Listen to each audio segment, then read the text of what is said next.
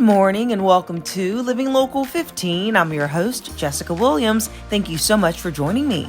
First up, we're taking a look inside of plastics by talking to Dr. Joe at Plastic Surgery Innovations. And today, we're digging into Brazilian butt lifts. Then, I'm a bestie at Best Reviews, so today we're exploring all of the trendy items for outdoor entertainment.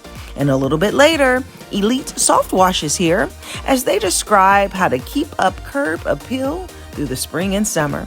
That and more happening now. Fashion, food, and fun. You're watching Living Local 15 with your host, Jessica Williams.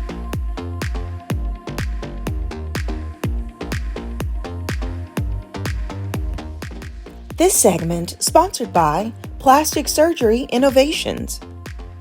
Viewer discretion is advised. This segment may contain medical imagery before and after procedural photos that some viewers may find graphic or revealing.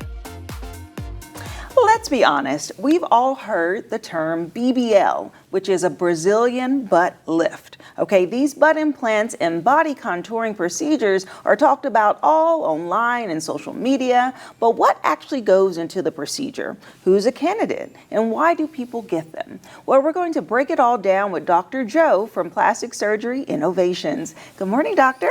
Good morning. Good to see you. Welcome. I'm glad to be back. Yes. Okay, so let's just answer the big question. What is a BBL? A BBL stands for Brazilian butt lift. Mm-hmm. And it's a procedure used to enhance booties, used to enhance buttocks. Mm-hmm. It's a procedure combined with liposuction where fat is harvested from the rest of the body, typically the waist and the hips, the lower back, and then the fat is carefully processed, washed, decanted, and then transferred and re-injected into the buttocks. So that it's like blowing up a balloon. Right. You start with a smaller booty and you end up with a rounder booty. A bigger booty. So with transferring the fat, though, one thing I'm curious about is fat is normally, liquidy soft. Why is it that some BBLs look a little stiff, a little hard, like a rock? Part of it has to just do with the turgor of the tissues, how tight things get. It's like blowing up a balloon. Mm-hmm. When you first have a balloon, it's real soft and flimsy, and you put a little bit of air and it's soft and flimsy. But when you put a lot of air in it, then it becomes full. Okay. We call it a Brazilian butt lift, but it doesn't really lift the tissues like we have other procedures that do. It makes it, fills it out, and it enlarges. And a lot of people want that look. I had a young lady tell me, she said, Dr. Joe, I don't want bigger breasts. I want a nice booty. And so it's become a more and more popular procedure. It is popular. Okay, but is the procedure dangerous? What are the risks? The risk of doing a fat transfer is that you can die from an operation. But when you look at it years ago, when we were first doing tummy tucks, tummy tucks had a mortality risk too. And everything that we do in surgery has a risk. Brazilian butt lift got a bad reputation because there were a number of deaths that occurred in Florida over a short period of time, most of them on one street of plastic surgeons. Most of them associated procedures done at the end of the week. So it was thought that maybe that was due to surgeon error. It was thought at one time that the risk of dying from Brazilian butt lift was 1 in 3,000. And there was a big article in one of the newspapers calling it one of the most dangerous operations in America. That's changed as we've defined the technique. It becomes dangerous if the fat's injected in the wrong place. But techniques have advanced. And so now the actual risk, most recently reported, is about 1 out of 26,000. And even that risk can be reduced if certain rules are followed. And then, so you say it's risky if it's injected the wrong way. If it's injected, does it just make deformity? Does it travel to areas it shouldn't? Or is there like a life risk with it?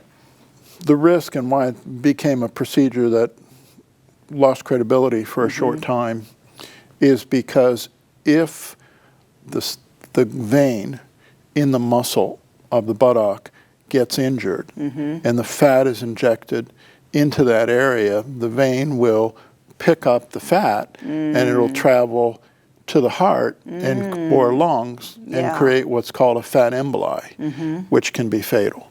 Interesting. There were 25 deaths reported over the past several years, but that incidence has gone down significantly over the past 10. So is there a difference between a Brazilian butt lift and butt implants? There is. Okay. A Brazilian butt lift is ideal for somebody who simply wants volume because a Brazilian butt lift takes a butt that's smaller and blows it up like a balloon. Okay. One of the hard things about that is I always explain to people that if you come in and you have a Mickey Mouse balloon and we blow it up, it's going to look like Mickey Mouse. Okay. It's not going to look like Donald Duck. You can't make a Mickey Mouse butt look like a Donald Duck butt. Okay. Because it's simply volumizing. The nice thing about butt implants is they don't have some of those same limitations. We tend to use implants more in people that are very thin and maybe don't have a lot of fat to harvest for a butt augmentation with fat. Right. The implants are a whole different technique. They're a lot more expensive. They're a lot more recovery. But they also don't change volume when you add or lose weight, where a Brazilian butt lift can. Okay, so with these procedures, are these one-offs? So if someone gets the lift with the transfer of fat, or if they get the implant surgically added to their buttocks, is that it, or do you have to come back for fillers to get it redone? With the implants, typically it's one and done. With butt augmentation, the problem is that everybody loves it immediately after surgery because you're swollen and you've got that nice shape, and they put their jeans on and they look in their mirror and they go, I look good. But not everybody keeps all the fat. So sometimes people will love their results at 7 months, but come back at 2 or 3 years going, I need more. Interesting. So is there, because I'm assuming, I'm trying to think about the process of when we lose fat from working out. So if they're trying to stay in shape, are they losing that fat that you've added? It's not so much that they're losing the fat because they're staying in shape. It's simply that fat cells that we transfer, not 100% of them live. It's kind of like planting grass. Yeah. You know, you till the soil and you plant the grass and you cover it with straw and you water it. But it doesn't mean that you have this beautiful, complete lawn. Sometimes you have to redo this area or that area. It's the same with fat transfers. A number of patients will come back because they want more and do a second procedure, which of course costs money and time. Is there ever a time that it's too much, like people should stop? It can be. You know, the number of Brazilian butt lifts we did rose by 600% after Kim Kardashian hit the cover of a magazine. And everybody wanted that. And the problem is not everybody can achieve that because the skin envelope doesn't accommodate it, especially if patients are heavy. It's not also the right operation for a number of patients, especially if they've aged or have weight loss. The problem is if you have a firm skin envelope, it works really well. But what if you have a relaxed skin envelope? You add fat to that, and the fat may not sit and look the way that you want. So we also consider skin procedures, actual true butt lift procedures, like a Miami thong lift, for people that want bigger improvements, but have skin laxity as part of their issue. Interesting. Miami thong lift. What a name. Miami thong lift. So lastly, though, I'll ask you, because I can think of several celebrities that have gone too far. When you work with people locally, what's the reason? What's the real reason that they're coming in? Why do people really want this procedure done? For a lot of people, they just want to get that youthful appearance back again. You know, they want those curves.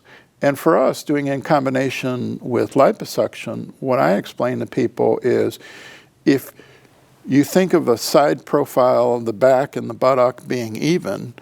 One way you can get a nicer profile is by adding to the butt. But the other way that you can get a nicer profile is by removing fat from the lower back. So if you do those simultaneously, the back goes in, the buttock comes out, and it gives people that nice shape that looks great in a skirt or a nice pair of slacks, or even a pair of jeans. Yeah. You know, That little dip, that little back dip. for a lot of people, they just want to look good. They want to feel good. Yeah. Well, interesting. This has been so good. Thank you so much, Dr. Joe, for breaking it down and giving us an inside look into plastics. You're welcome. And if you would like more information about plastic surgery innovations, we'll have their website listed below. They do offer consults, so you can have this conversation and learn what's best for you and your body. And I'll see you after the break. This segment sponsored by Plastic Surgery Innovations.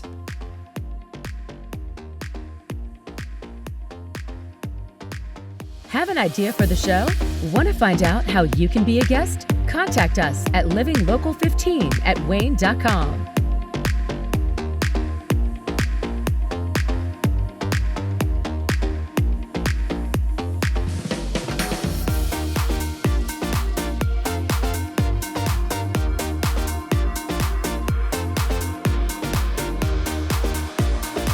Enjoy fun in the sun on Living Local 15. Become a tourist in your own city. Visit your favorite spots and have some fun with me.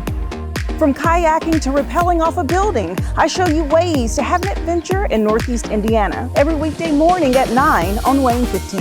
So join me, Jessica Williams, for Living Local 15. Watch Living Local 15 with Jessica Williams weekdays at 9 on Wayne 15 and catch past episodes on wayne.com. Backyard season is officially here, but before you drag your fragile indoor items outside to battle the elements, consider upgrading your setup with gear that's actually designed for outdoor fun.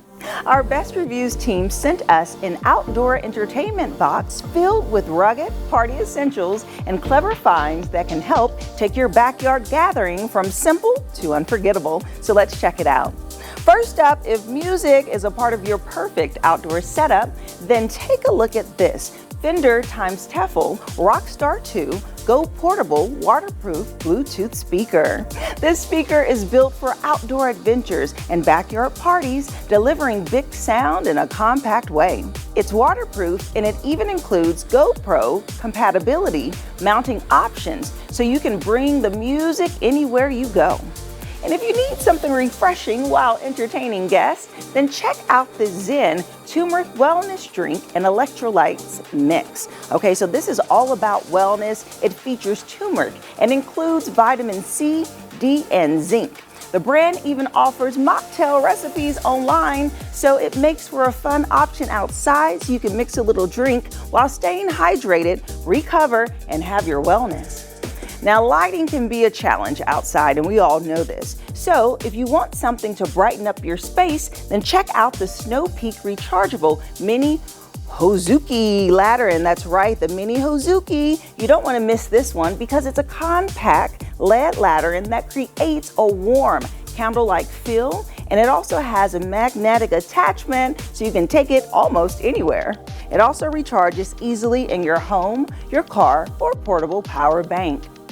Now, who says disposable tableware has to be boring? The Pavilion paper plates bring style to your outdoor setup with the designs that actually are inspired by classic China patterns, modern artwork, and even fruits and vegetables. And let me just say, the cleanup is easy without sacrificing personality or presentation. Lastly is the Nomadics Ultralight Towel, perfect for camping, beach days, hiking, and travel. This full-size towel folds down to just a 5 by 2 inch and it weighs only 8 ounces. It dries quickly, packs easily, and is made from recycled materials. Plus, it comes in different designs to match your personality. So whether you are planning a cookout, hosting friends, or simply relaxing outside, here are a few smart options to add to your outdoor fun. And I want to tell you that Best Reviews is owned by our parent company, Nexstar, so you can find out information about all of these products by going to our website, WANE.com. Follow us on social media at LivingLocal15.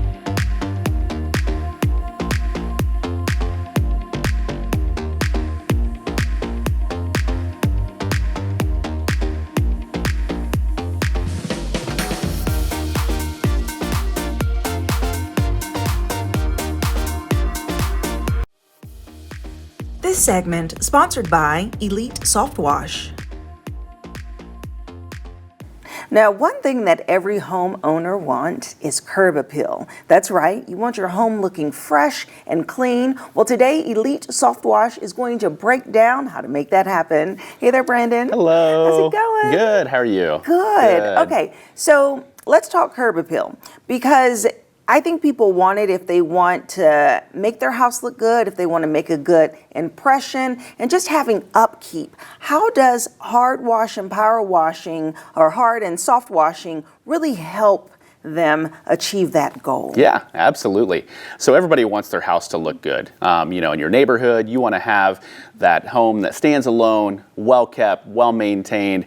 And so that's where we come into play by doing the proper services the right way to safely and effectively keep your home looking like new, or maybe take your home where it's kind of looking a little bit dull and dingy and just not like bright and clean like it used to, and getting it back to that point where it's looking like a nice showcase home in your neighborhood. And so we do that with the proper techniques, whether that's going to be soft washing, which is low pressure cleaning for like your roof and siding, or pressure washing, where we do like hard surfaces, concrete, brick, and surfaces that can handle a little bit more pressure. Yes, I think so many homes need this, because you're driving and you see a lot of dingy and dull homes. Yeah.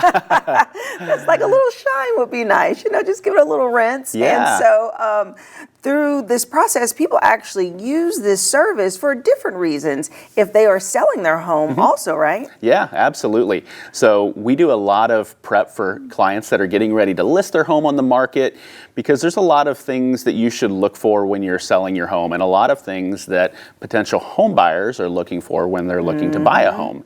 And so some things that can be really detracting from a home if buyers looking at it is going to be like a roof that has like black streaks or algae or moss growing on it.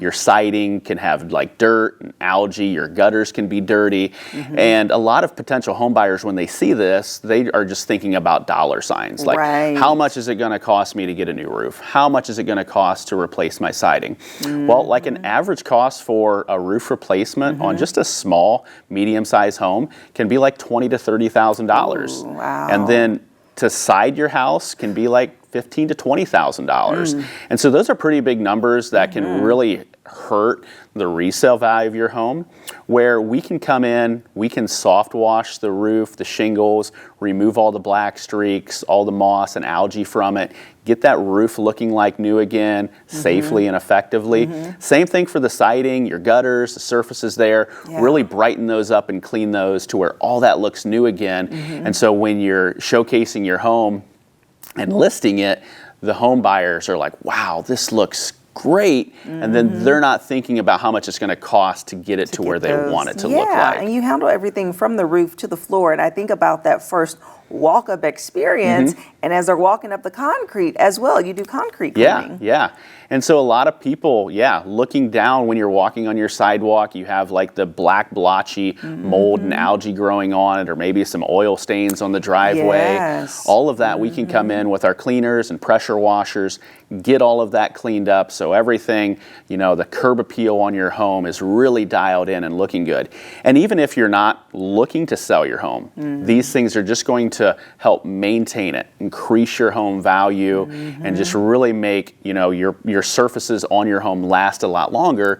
So you're not looking at big expenditures later on with replacing them. Yeah, that's so important, especially when you think about the market value. You want to keep your home in upkeep over time. It's not great to wait until you're about to sell pilot or make a transition, and then you have all this buildup, right? It's like Yeah. anything else. What do we do every day? We wash our bodies. You know, we clean our sheets. You have to constantly do maintenance. In the Right. same way, you'll take care of yourself. Yeah, absolutely. And you know, your home in general, that's like one of the biggest investments you're going to make. And so, Right. you know, a lot of people, you know, we go out and wash our cars once a week, and you know, we take pride in that. But how often are we, you know, looking at our home and having it professionally cared for, Yeah. the roof cleaned, the siding washed, the concrete cleaned? So it's very important to look at these and have this stuff done, you know, possibly even on a annual basis, okay.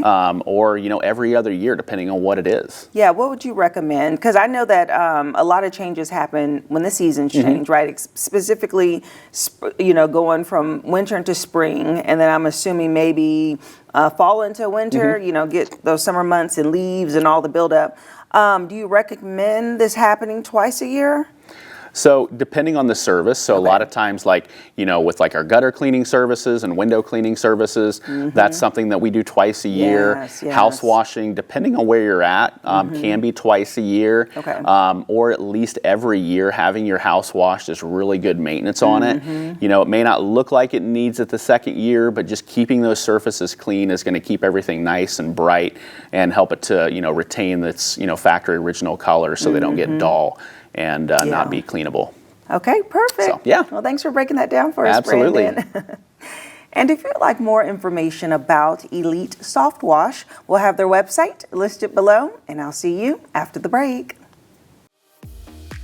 This segment sponsored by Elite Softwash.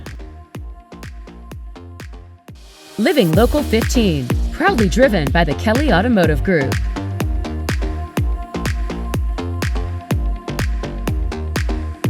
Go to the Living Local 15 page on Wayne.com for recipes from the show, to watch a segment again, and to get information on products and services featured on Living Local 15.